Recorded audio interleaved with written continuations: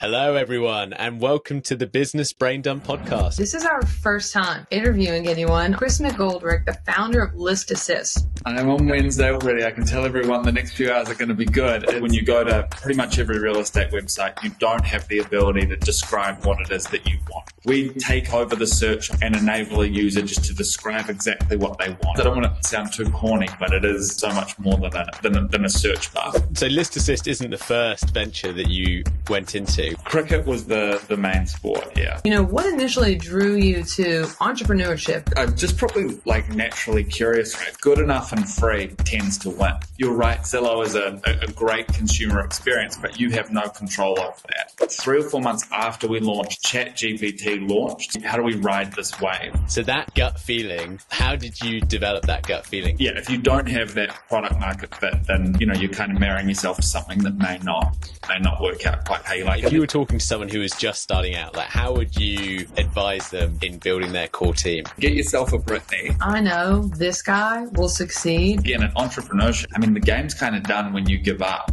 Well, it's a 2025 issue. Go wherever it's all happening. Is cricket the one with the little metal rainbows and you whack the ball through it? That's croquet. Oh.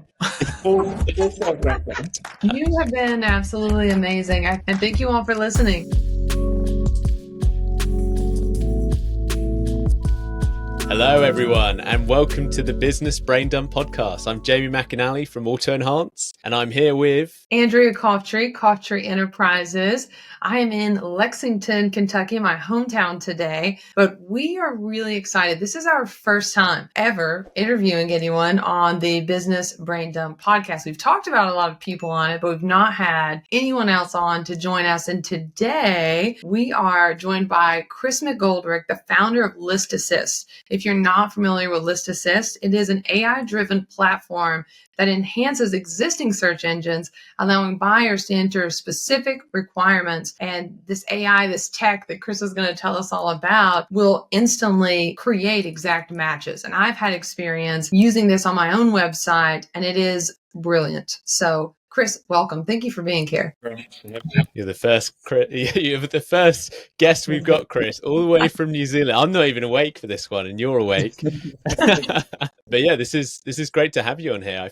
Before we jump into it, Andrea, you first met Chris, last year at Inman? Is that right? Year before? Was it the year before last even, maybe? Yeah, and it was, I remember it well, Andrew, because I was trying to convince a tech company that you use to work with us, and then you just popped up and said, I'll use it. And then things kind of happened pretty quickly from there. So I've always been very appreciative of that. Absolutely. I'm like, why not? Let's give it a shot. I think I'm always a big supporter of anyone trying something. So if it's something that I can go out on a limb and test the tech and see if it works, let's do it. And I was really impressed with your entire team. Brittany is amazing. Really quick, too. So I'm in Lexington, Kentucky, and it is Tuesday, 1:47 p.m. I'm like, where am I? What day is it? Jamie, what about you? Yeah, it's coming out to about 7 p.m. here in the UK. On Tuesday still. Yeah. And for Chris, you're already on Wednesday. I'm on Wednesday already. I can tell everyone the next few hours are going to be good. It's 7:45 Wednesday morning here. I love it. Love it. It's amazing. Just crazy. That's why you're one step ahead of the rest of the game. You're literally a day ahead. Always winning the lottery. Yeah, absolutely. That's great. So we've got a lot of questions that we want to jump into, and we'll just kind of keep this organic. But what initially drew you to entrepreneurship, not ListAssist, entrepreneurship as a whole? I think for me growing up, my ambition was always around sport. So I suppose developed a lot of habits and ways of thinking about things through sport. And then I had a whole lot of back injuries when I was around 17, 18, and so I had to stop playing. And I guess it just felt like entrepreneurship was more aligned with that, right? With the sort of skill set I'd developed and way of thinking of things that I'd kind of gone through. Yeah. What sport were you doing as you were growing up? Cricket was the main sport, yeah. So once that was sort of finished, then I kind of went through uni or college as it's known, just to really try and figure out what I wanted to do. And then I was fortunate I had a friend that became a really good mentor who kind of helped me go through a couple of other different businesses for 2 or 3 years after I finished college, and then started doing my own thing, which would be about 7 years ago. And I've just kept doing kind of different businesses since then. So ListAssist isn't the first venture that you went into. What were the prior ones? No, What so kind there's of been got you there? there's one in nutrition, like online sort of meal planning and kind of fitness. One in e-commerce, and then another one in the buy now pay later space, so in fintech, and then now ListAssist. That's amazing. Oh, wow. That's a cool progression from fitness to buy now. You could buy now, pay later the fitness. Well, I think they've all been, to be honest, things that I've known very little about, but just stuff that I've kind of thought, well, there might be an opportunity there. There's been different things kind of happening in those markets at the time where I've thought, oh, that could be interesting. And I think that's been really helpful, not actually like coming into industries and not really knowing anything about it. I've found that quite a good way to sort of go about things. You're not kind of stuck with old ways of thinking of things, and you can bring unique approaches to it. What about a brief overview of ListAssist? Could you kind of walk us through, for people who aren't familiar with it? I know I gave a little kind of brief description based on my experience, but what at the core is it? How do you see it now going forward? So it's evolved a fair amount. When we first came to market, which was about 2 years ago, I came to America to try and sort of see if there was going to be any kind of fit there or need for what we were doing. And that was around listing descriptions for agents, and we expanded that into a range of different agent tools. And over time, we've kind of evolved into other parts of the, I suppose, real estate journey. We're now the core focus. We still have that range of agent tools, and we've got about 40,000 agents in America that are using those products in different capacities. But our core focus is on that home search experience that you alluded to. So really simply, when you go to pretty much every real estate website, you don't have the ability to just describe what it is that you want. Right? You're stuck with starting with an area or zip code and then a whole lot of checkboxes. We take over the search on existing real estate websites and enable a user just to describe exactly what they want. And as you alluded to, get personalized match scores and the best homes for them immediately. That's amazing. Yeah, such cool tech. So if you were in these different markets then, so you went from the fitness industry, then into the financial industry, then into the real estate industry, like, are you just like walking along and these ideas come into your head, or are you seeing these problems and thinking, yeah, I can fix that? Like, how did the idea of ListAssist emerge? I think I'm just probably like naturally curious, right? So even to go back to the nutrition one, like what I'd sort of observed at the time was that was just when in New Zealand those like food bags were starting to take off. So I think the American one was Blue Apron. I'm not sure if it was HelloFresh in the UK, but that was just kind of happening in New Zealand. And it was really popular. And I'd spoken to a few people that had used it and they were all loving it. But the one thing that they didn't like about it was the lack of flexibility. So, Andrea might say, do you want to go for dinner tonight? And I'd be like, well, I would, but I've got this fish that's going to expire and then chicken that's expiring tomorrow if I don't eat that. And so essentially what I realized everyone loved was they just didn't have to think about what to do for dinner. It was just kind of mapped out for them. So I thought, well, what if we could capture that without having to like go and buy all the food or risk, or run the risk of like inventory. So essentially we just personalized an online experience where we'd align with your fitness and nutrition goals and then give you kind of a map, and then you would go and shop as you sort of saw fit. So it was really just, I suppose, leaning on trends that were happening in the market. And then for ListAssist, it was just like I'd come out of another business and was just starting to look at different things and different opportunities. Real estate, I was sort of drawn to because it's very easy to get market feedback because there's no one easier to get hold of than a real estate agent, right? The phone numbers are everywhere. They're calling you. Yeah. So the ability to, like, I think as much as possible, what I have tried to do historically is kind of de-risk things, right? And not guess what people might like.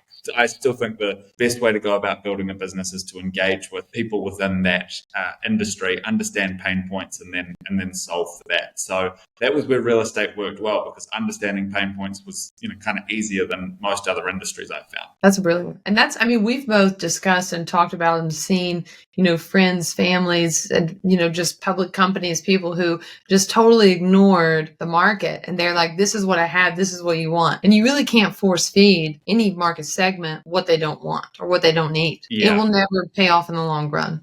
A lot of the time what happens is there's, some cool idea or some cool product that people are excited about, and then they're trying to kind of force it into a market. They're trying to find the customer for it. But it sounds like, you're being really smart with understanding the problems in that sector and trying to address them with solutions. And that's like where the best ideas come from. So that's fantastic. Hopefully, yeah. And, like to your point, Andrew, there is a difference between what might be a cool idea and what people are actually prepared to pay for as well. It's generally pretty easy for people to look at something and go, oh, yeah, that's cool. But when you go, great, would you pay me for it now?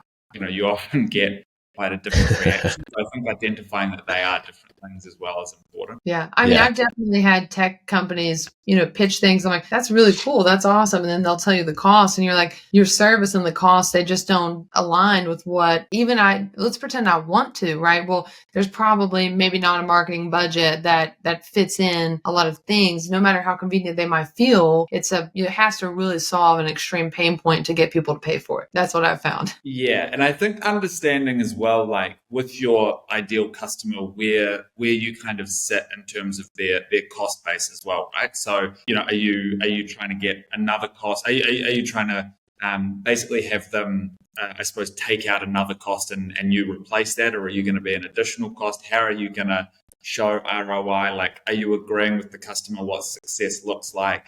I mean, we're fortunate, like now with this home search piece, obviously like in the US, like most countries, the real estate market is dominated by one or two portals. And in the US, Zillow is a very extreme example of that, the hundreds of millions of website visitors they get. But, for us, one of our big pitches to people with real estate websites is, if you want people to start their journey on your website, you need to give them a reason to do that. And, we believe we're offering the best search experience in the world, which is generally what people come to a real estate website to do, is search for properties. And with Zillow charging, up to 40% commission on leads, the ROI for us is quite simple because, for most, even the big customers that we have, they get one customer every 1 to 2 months start their journey on their website instead of Zillow and buy a house. Then this pays for itself many times over. So just being like in sync with what success looks like, I think is a really important part of doing it as well, as opposed to like trying to sign someone to a contract and then a year later they're like, this hasn't really worked. And you're like, what do you mean? And, I think that's kind of the approach we're taking anyway. So would real estate agents need to have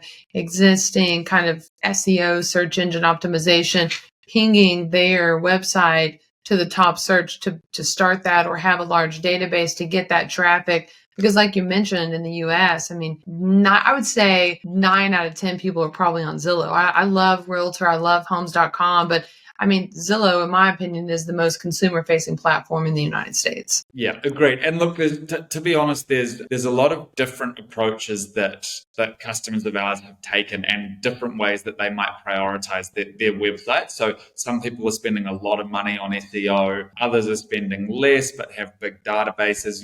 There's, again, many different ways that they can try and get that similar consumer behavior. Because one of the great advantages for them of a user going through our search experience on their website is that wealth of information that they build on the prospect. So instead of knowing Zillow or Realtor Lead that Andrea is interested in 5 Smith Street, we might know now that you want to be close to a dog park, you want white walls in your kitchen, you need a big backyard. So the ability for an agent to come and add value immediately is that much greater. And in addition to that too, you're learning significantly more about your market. And so we're finding a lot of customers, we deliver monthly reports based on the data and insights that we're able to gather for each client. And, a lot of them then start using that for, improving their listing descriptions, their SEO, all these kind of things. Like, it ties into so many other parts of their business. And then obviously, the personalization of follow-up and drip campaigns and things like that. Like, there's a lot of tie-ins. I don't want to sound too corny, but it is kind of so much more than a search bar. Well, What you said is brilliant. To give another kind of real estate perspective, when I get a Zillow lead, this is exactly what you're talking about. The number one thing is they're interested in a property. Well, I can spin ideas of what I think might be similar based on that one property. But the first thing I'm doing is picking up the phone. The first thing any good agent is doing is picking up the phone. And we're asking the exact questions that people are already telling me when they're using ListAssist versus Zillow or Realtor or Homes.com. When they use these other platforms and I get an online lead, it's like you said, 123 Main Street. But with your search, it's I need a 2-car garage. I want a swimming pool. I want to be in 40502. I need 5 bedrooms, because they're being extremely specific. The things I've got to call as a cold lead and try to extract out of them, they're handing over to me when they're using the ListAssist search bar. Absolutely. Yeah. And I think I'm not sure what your view is on this, Andrea, but like a lot of the really good agents that we've spoken to, like the ideal is winning your customer sooner and holding them for longer, right? In 8 to 12 years when they're buying their next house, you only want them thinking of you. And, to control that customer experience, or best control that customer experience, you want to win them sooner. Like, you're right, Zillow is a great consumer experience, but you have no control over that. You don't know anything about what they're going through or their behaviors.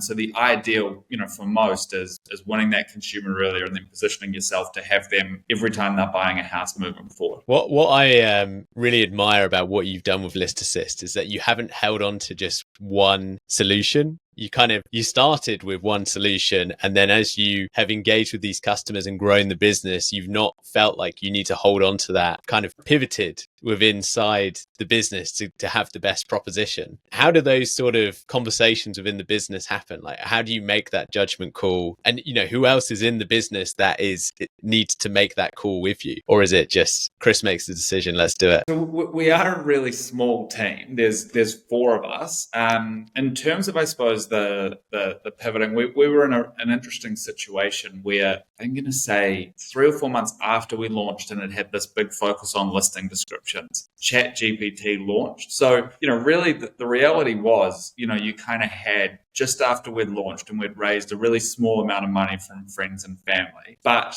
just after that, within months, we had, the fastest growing business of all time launch, with one of its key use cases being exactly what we were doing, and they were offering it for free. So that was like a little bit of a challenge, but I think the sort of belief and approach that we took was, instead of being scared or overwhelmed by that, like, how do we ride this wave? Like, how do we get on this wave and not essentially get wiped out, right? So we would start, and Andrea, you alluded to Brittany from our team. So she was really good at, like a lot of our branding, we would start going with the ChatGPT for real estate, really trying to leverage that awareness and consumer education piece that they had, they'd kind of presented to us. One of the really difficult things I've learned in different industries and learned again here is good enough and free tends to win, right? And so, like, for us, we had a lot of key points of difference in terms of the way we use things like property images, and all of ours was very real estate specific. And you might recall, especially early on with those off-the-shelf models, they were quite susceptible to misinformation. Like, they might just make up a material, or if you weren't specific about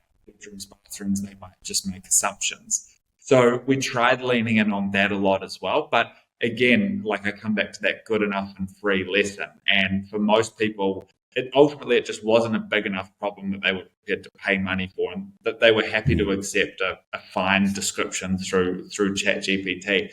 And Brittany is amazing now from our team. When we're going through listings on the likes of Zillow, she can tell everyone that's on ChatGPT. Like, she's got. We didn't kind of marry ourselves to just listing descriptions, because it became very clear if we continued to do that, we weren't going to be around for too long. We've got a lot of deals with multiple listing services in the US now, which gives us great distribution, and we can kind of get into the workflow of agents. So we still get a lot of usage out of that. But in terms of the direct-to-consumer piece that we, kind of from when we launched, we don't really spend much time on that anymore. Yeah, that's fantastic. So it was kind of that pivot out of necessity to put you into a stronger position. But also you've got that piece that is kind of your, it's exposure, isn't it? Like, people will come and try you out. You've got that for free now as well, like the property description generator. So it's not like you've wasted time on it at all. You're still benefiting from it. And, like, our sort of broader ambition is to be the most trusted AI business in real estate.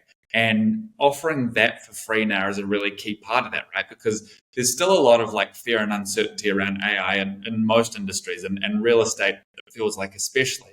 So we kind of look at this as, hey, if we can give people a nice free introduction into AI, add some immediate value. It really helps us a lot with that messaging and that kind of brand positioning. And that with things like multiple listing service partnerships that I mentioned too, where, we're doing a lot of their compliance stuff and data enrichment. Again, it all kind of supports and feeds that greater vision that we're working towards. That's fantastic. You have a team. Can you give us a little bit? I think that, to me, I would say the number one thing I'm struggling with, my admin of 3 years is gone.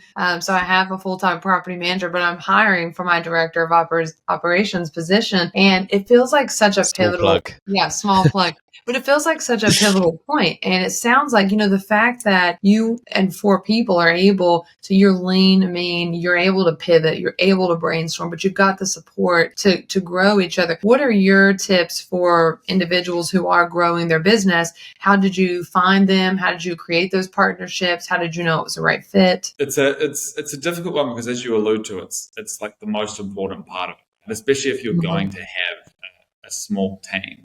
Like you think even if we, out of a team of 4, if we just have one dart, it's pretty hard to consistently execute, when 25% of your team is sort of dropping the ball. So we've been really fortunate. Like we've had good success leveraging kind of our existing networks. We've kind of gone that way as opposed to recruiters. We've advertised a couple of positions. I don't think we've ever hired from that. Everyone that's in there now with us is through kind of our existing networks. And I think as well, like my sort of belief was not really being too married to necessarily relevant experience. It was more the type of person. So Andrew, again, you mentioned Brittany at the start. So she's been a really good friend of mine who I actually met through my brother. I've probably known her for 9 or 10 years. Oh, wow. She had a really successful career in like the supermarket space and marketing here in New Zealand, like incredibly successful, just constantly winning awards. But I knew she was just the perfect type of person. She didn't have a strong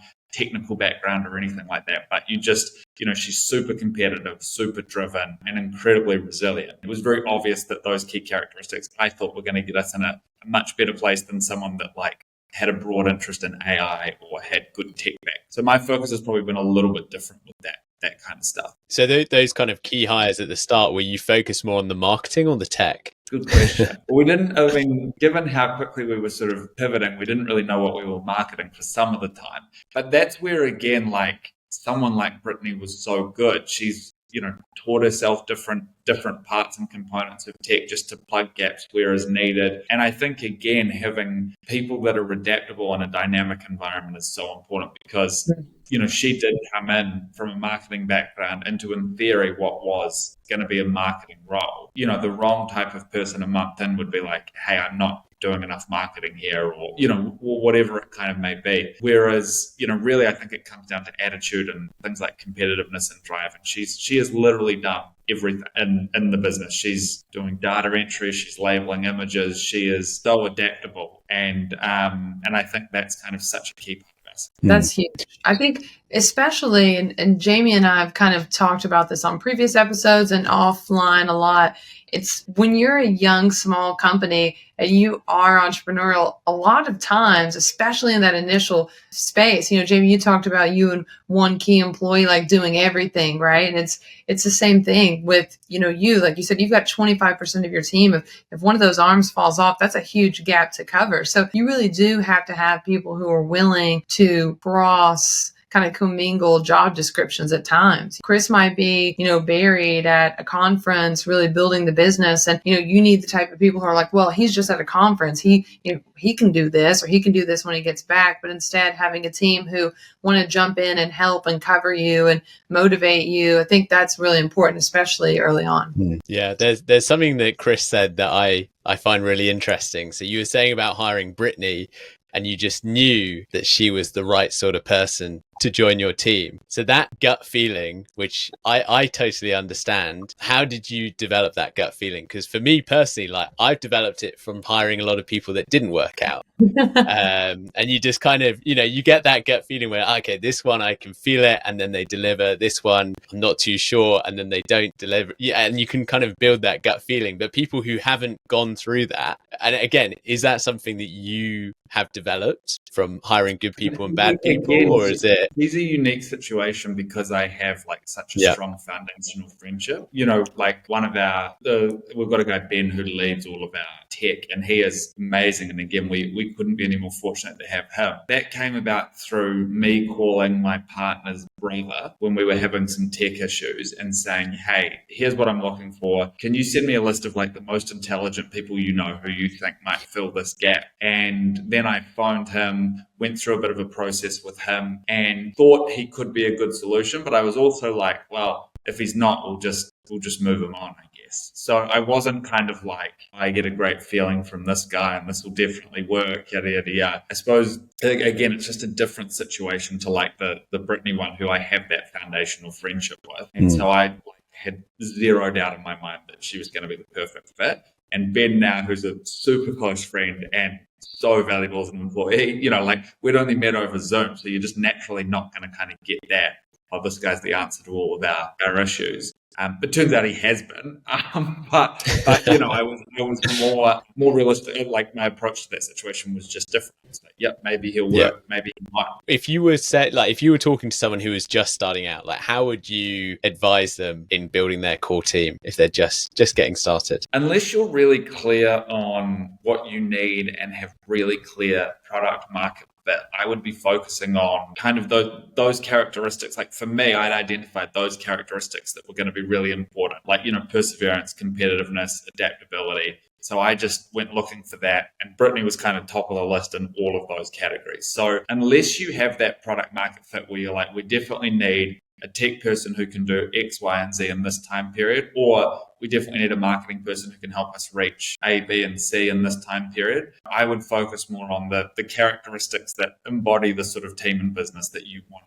If you don't have that product market fit, then you're kind of marrying yourself to something that may not work out quite how you like. And then that, if you get the wrong people, that does get hard because if I bring you on, Jamie, from a tech point of view and say, hey, listing descriptions, I need you to help me with this, this, and this. This is going to be all you're focused on for the next 6 months. And then ChatGPT comes out a week later and it's like, hey, Jamie, forget all that stuff we spoke about. That is something that can be quite unsettling for the wrong person, or the wrong person for a start. Yeah, it makes a lot of sense. Yeah. That's really good advice. I like that approach because sometimes, and in real estate, it's the same way. And Jamie, you've talked too about pulling people on to different projects or moving them to another sector of whatever tech wizardry you're doing at the moment. But real estate's a lot like that because every client's different. Every deal's different. Every listing's different. So we're not like, we don't have a checklist, and we have guidelines, but everything's so different. So that's a really good approach. Kind of, if you don't have product market, you should at least have kind of your core culture fit in mind, right? When you're going after that person. Definitely. Yeah. I like that. I think that's a brilliant way of thinking. Yeah. And you kind of, I think a big part of entrepreneurship as well is embracing those failures and learning from it as well. So, are there any kind of major obstacles or setbacks that you've encountered during ListAssist? Like, how did you cope with those? Yeah, there's been constant, to be honest. ChatGPT. ChatGPT, that's a really significant one. I think you just have to kind of find like your way of dealing with these things, or like, for me, so much of it I think is like so many startups fail because like the entrepreneur or the founders have just had enough and they quit. So if you just keep showing up every day, you're already in a much better position than 50% of people that are going to quit in the next however long. So I think just kind of finding key messaging both for yourself and your team that keeps you going, and so just reminding yourselves too that like if this was an easy path, then a lot more people would be doing it. Like being realistic about that. Right. So, I think for all the challenges we've been through, we have always found it as a team pretty easy, but easy-ish to keep going. And again, that's just reflective of the type of people that we have. The team. That's your foundation, right? That's the foundation of the home. If you have, if we went to a different industry tomorrow, we certainly wouldn't make any team changes. Like I don't think like the team component is everything. The best investments I've ever made in my life have been around teams. And my husband and I talk about that all the time. Like he chose to go private practice and they have had the most wild success. They've done round 1 of PE. They're on for round 2. They're 3 times ahead of where they thought they would be. And my husband, Brendan, he'll joke. I think both of you have met Brendan. I know Jamie obviously has, but I feel like you had too, Chris, at Inman. No. Okay. You got to get out to Kentucky. Yeah, Hang you're out, Brendan. invited anytime. He's the best. But like he laughs and jokes. He was like, at one point in time, I thought I could go private practice, and seeing these just beasts that I'm working with, like I couldn't do what they do. And it's the team, and that's the success, is the team. And it was these 2 doctors, and then they hired the CFO, Jeff, and then he just is, they're just brilliant. And they just kept piling the right people around them. And then same thing when we invested in some restaurants in Georgia. My husband, it was one of his oldest childhood friends, and he was like, I know this guy will succeed no matter if he's selling ramen noodles or ice to an Eskimo. Like, he knew. And the first time I met him, I knew. And so I think some people have this aura about them when you meet them. Like you were talking about, I don't even know that you need kind of that thermometer, because some people, when you meet them, you're like, this person has it. Like they have whatever it's going to take to make it work. And it sounds like a lot of your team definitely has that. All of them, fortunately, yeah. That's amazing. Aren't you lucky? Just rub it in, Chris. I'm really curious about your background, Chris, because you were talking earlier about how you started in sports and in cricket, and it's a 50-50, you're either going to win or you're going to lose a game in cricket. So there's always going to be failure there, or, I guess when you're batting, you might miss the ball or whatever. So do you think that kind of mentality of embracing the failure and learning from it came from there, or do you think it was something that was always baked in? Because a lot of people dwell on it. Our entrepreneur is born or made. It's probably a combination of that sporting background, but I also think too, like with my parents, I sort of hit the parental jackpot really in terms of like how supportive they are and how encouraging they've always been. So that's like a huge component of it. And they were really supportive when I, was playing cricket. Like, so in cricket, Andrea, like unlike baseball, they have wickets which are equivalent of a base, but there's no like strikeout. You kind of make one bad mistake and as a batter or hitter, your day is done. So yeah, the failure rate is incredibly high. And I think, to your point, Jamie, that's definitely helped in the sense that you, as I say, you get out in cricket, like game over, you're done, you kind of pack your bag and watch the rest of the game. But again, in entrepreneurship, the game's kind of done when you give up. So as long as you don't give up, you're still kind of in the fight, right? So I think I'm sort of drawn to that. Like it's appealing to me, the fact that I don't have to pack up my bag and watch everyone else. Like I can kind of stay in the fight as long as I've got the appetite to do that. I love that. Is cricket the one mentality that has, this is going to kill that very motivational speech you just gave, is cricket the one with like the little metal like rainbows and you like whack the ball through it? That's croquet. Oh. It's about the same pace of croquet, probably. I've never watched a video on cricket. I don't know what this is. I'm going to watch a video later. This is incredible. Yeah. No, we've got to take Andrew to a cricket game and drink many beers. That's the full experience. He was like, I've got these back injuries. I was thinking about croquet, and I'm like, I guess bending over, like hitting the ball. I was like, wow. Do you still do any sport on the side or anything? Like a lot of entrepreneurs and things that like Andrew and I do, like we like to have sport or some sort of fitness. And I think that goes hand in hand with entrepreneurship, that kind of mentality of not giving up. Do you do anything now? So not really, to be honest. Like I try and play golf, play the occasional social game of cricket, but no, that's definitely something I'd like to get better at, finding that balance a little bit more. But, one of the difficult things for us at the moment, it's not too difficult, but it is just the time zone piece, right? So often it's can be a little unpredictable. Like generally I'll be working on Saturdays just because obviously that's Friday in the US. So it's just hard. It's been hard to consistently find that time for that stuff. But that's a bit of a work on. Well, that's a 2025 issue. I love that honesty. And we've had a podcast about this, which was probably one of our most commented and listened to, just talking about the stigma that some of these people put out once they've reached that level of success, right? I always go to Brian Johnson, Elon Musk. Like you look at them when they're building these companies and they look worn down. And I see myself in the mirror sometimes. I'm like, girl, like you need some beauty rest, some sleep, some face masks. But you're looking at people in different phases. So, for us, like, we're growing, we're building, all three of us. So I think that it's hard to hold yourself to the standard of someone who has their driver and they've got, this extra, they've made it is, I guess, what I'm trying to say. We're in the building blocks. We're the rough Elon Musks. We're the fat White Johnsons. I love once this. we make it, then we're gonna have our own health regime and a course that people can follow. That's the way to do Driver it. sounds nice as well. Driver sounds very nice.